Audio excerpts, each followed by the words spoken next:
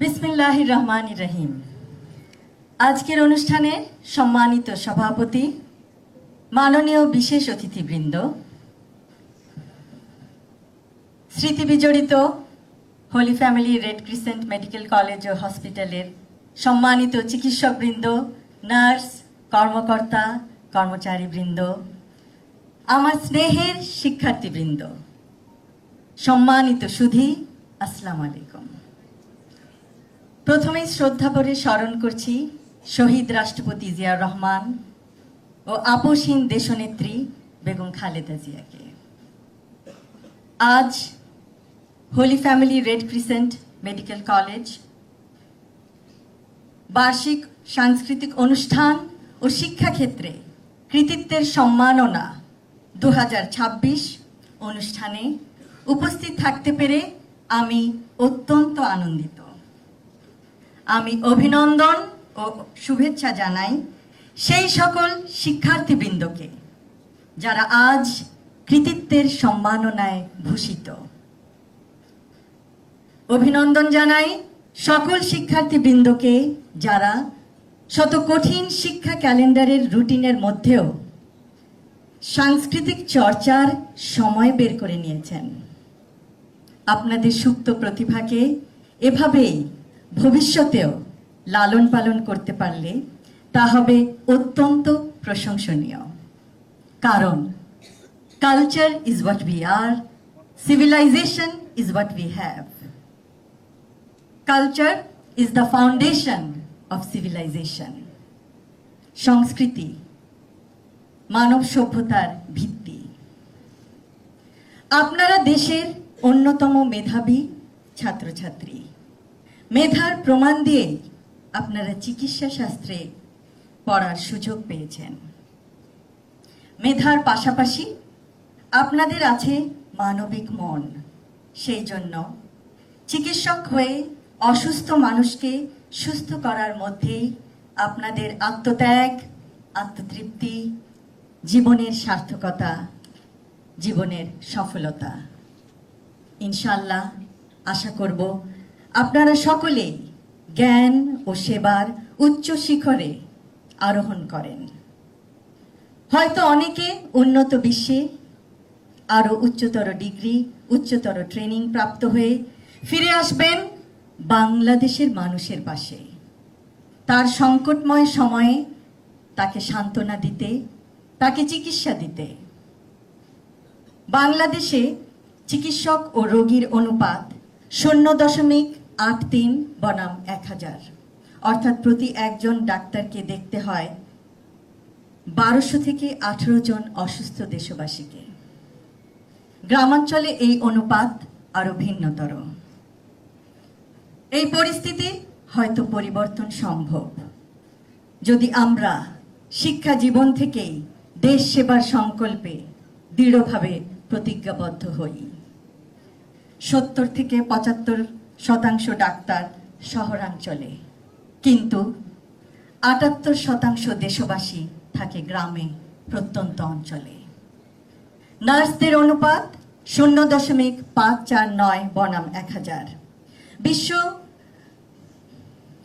স্বাস্থ্য সংস্থার মানদণ্ড 2.28 ডাক্তার প্রতি 1000 জনের জন্য।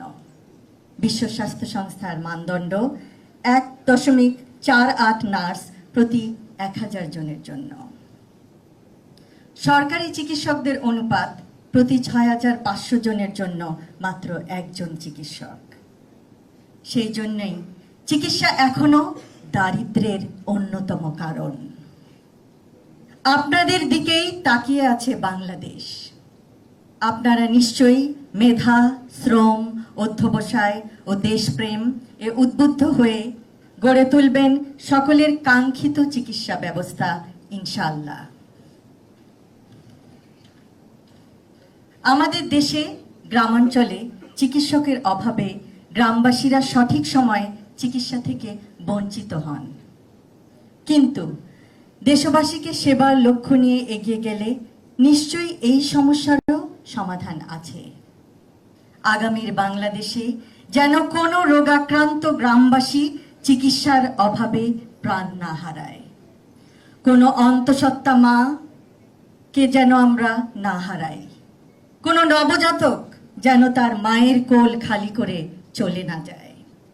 এমন একটি চিকিৎসা ব্যবস্থা গড়ে তোলা যায় যা পৃথিবীর বুকে দৃষ্টান্ত স্থাপন করবে, কারণ এভরিওয়ানস হেলথ ম্যাটার্স, সবার স্বাস্থ্যই গুরুত্বপূর্ণ। সবশেষে আমি holy family red crescent medical college ও হসপিটালের সকল সদস্যকে জানাই আমার আন্তরিক ধন্যবাদ। সকলকে ধন্যবাদ। আল্লাহ হাফেজ। প্রিয় দর্শক, রাষ্ট্রপতি পদত্যাগ করছেন বা রাষ্ট্রপতিকে পদত্যাগ করানো হচ্ছে, গতকালকেই একটা যুক্তরাজ্যের একজন সাংবাদিকের আলোচনা থেকে, ফেসবুক স্ট্যাটাস থেকে এই আলোচনাটা শুরু হয়েছে সোশ্যাল মিডিয়াতে এবং মূলধারার মিডিয়াতে আমরা দেখতে পাচ্ছি গতকালকে থেকে। কিন্তু এই আলোচনাটা আজকে আরও বেশি জোরালো হলো যখন স্বরাষ্ট্রমন্ত্রী বললেন যে রাষ্ট্রপতি তার স্বাস্থ্যগত কারণে পদত্যাগ করতেই পারেন, যদিও তিনি নিয়ে মন্তব্য করতে চাননি, কিন্তু তারপরে উনি এই বক্তব্যটা রেখেছেন। যদিও গত সপ্তাহে আমার প্রোগ্রামে একজন ভারতীয় সাংবাদিক বলে গিয়েছেন যে রাষ্ট্রপতি অফিসে কিছু একটা হচ্ছে, সেখানে সেনাপ্রধানের সাথে কথা হচ্ছে, প্রধানমন্ত্রীর সাথে কথা হচ্ছে এবং আগস্টের প্রথম সপ্তাহে একটা কিছু ঘটবে, বড় ধরনের একটা কিছু ঘটবে বাংলাদেশে। কিন্তু আগস্ট আসার আগেই আমরা দেখতে পাচ্ছি যে একটা কিছু ঘটার আলামত শুরু হয়ে গেছে। আজকে আরও বেশি এটা আলোচনা শুরু হচ্ছে এবং হয়তো বা যে কোনো মুহূর্তে রাষ্ট্রপতি পদত্যাগ করতে পারেন। এর আরেকটি কারণ, বড় কারণ হচ্ছে যে থাইল্যান্ডে গিয়েছিলেন স্পিকার এবং ওনার সফর সংক্ষিপ্ত করে উনি ফেরত আসছেন। তার কারণ হচ্ছে যে স্পিকারের কাছে রাষ্ট্রপতি পদত্যাগ করতে হবে। তার মানে রাষ্ট্রপতি সেই পদত্যাগের বিষয়টি এখন আর গুঞ্জন বা গুজব বলে কোনো কিছুর মধ্যে নেই, এটা সত্যি হতে যাচ্ছে। এবং এই আলোচনা থেকেও বড় আলোচনা শুরু হয়েছে যে তাহলে রাষ্ট্রপতি কে হবেন। জুলকারনাইন স্যার একজনের নাম বলেছেন, তিনি হচ্ছেন নাকি বিএনপি কোনো সিনিয়র নেতা হচ্ছেন? আর কেনই বা হঠাৎ করে এই রাষ্ট্রপতিকে সরে যেতে হচ্ছে? রাষ্ট্রপতি যে আওয়ামী লীগের দোসর তো এই প্রথম না, 2 বছর ধরেই তো ছিলেন, রাষ্ট্রপতি ছিলেন। এবং সবচেয়ে বড় যে আলোচনাটা উঠে এসেছিল যে কয়েকদিন আগে যখন কোরবানি ঈদের আগে যখন রাষ্ট্রপতি লন্ডনে আসলেন, তখন শেখ হাসিনার সাথে বা আওয়ামী লীগের কিছু নেতার সাথে রাষ্ট্রপতির কথা হয়েছে এবং কোরবানি ঈদের সময় আমরা দেখেছি যে রাষ্ট্রপতি হাত বাড়িয়ে দিয়েছেন। সেই রাষ্ট্রপতির সাথে প্রধানমন্ত্রীর আমরা যেই ধরনের আলিঙ্গন দেখেছিলাম যে রোজার ঈদের সময়, সেইটা আমরা আর কোরবানি ঈদের সময় দেখিনি। তখনই